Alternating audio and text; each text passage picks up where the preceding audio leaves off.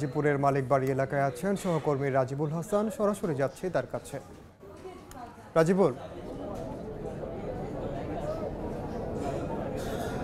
এক রাত 2 দিন অতিবাহিত হয়েছে এই শ্রমিক আন্দোলনের, কিন্তু এখন পর্যন্ত কোনো ধরনের সমাধান পাওয়া যায়নি। এই কারণে শ্রমিকরা আরও বেশি বিক্ষুব্ধ বলা চলে। কিছুক্ষণ আগে কিছুটা উত্তেজনাও দেখা দিয়েছিল, কারণ এই যে টানা আন্দোলনে তারা আছেন, যে দাবি পূরণের জন্য, সেই দাবি নিয়ে আসলে শুধু আলোচনাই হচ্ছে, কোনো ধরনের সমাধান এখন পর্যন্ত হচ্ছে না। এই কারণে তারা মহাসড়কে এখনও পর্যন্ত রয়েছে এবং কোনোভাবেই যেসব যানবাহন রয়েছে সেগুলো আসলে আটকে আছে, চলাফেরা করতে পারছে না।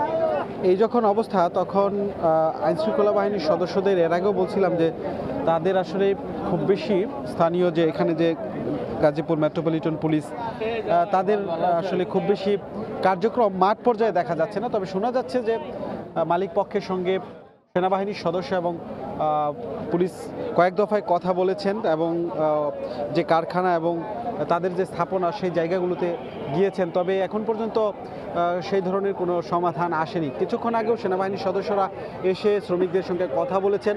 সেই প্রথম দফায় যে আশ্বাস দিয়েছিলেন, সেই দ্বিতীয় দফায় একই আশ্বাস নিয়ে এসেছিলেন, কিন্তু সেটিও আসলে সফল হয়নি। অর্থাৎ দ্বিতীয় দফায়ও সেনাবাহিনী এসে ফিরে যেতে হয়েছে এখান থেকে। রাস্তা থেকে এই শ্রমিকদের কোনোভাবেই সরাতে পারেননি তারা। যেহেতু এই শ্রমিকদের যে দাবি পূরণ হয়নি, সেই কারণেই তারা এখান থেকে সরবেন না বলে জানিয়েছেন। কিছুক্ষণ আগে একজন শ্রমিক বলছিলেন যে গত রাতে এই মহাসড়কে মশারি টানিয়ে তারা 2-1জন ভেতরে অবস্থান করছিল, কেউ কেউ আশপাশে অবস্থান করছিল। গত রাত যেমন এই মহাসড়কে কাটিয়েছেন, আজকে এই যে সন্ধ্যা হয়েছে, আজকেও তারা এরকম থাকারই পরিকল্পনা করছেন, আমাদেরকে এমনটাই আসলে জানিয়েছেন, যদি দাবি পূরণ না হয়।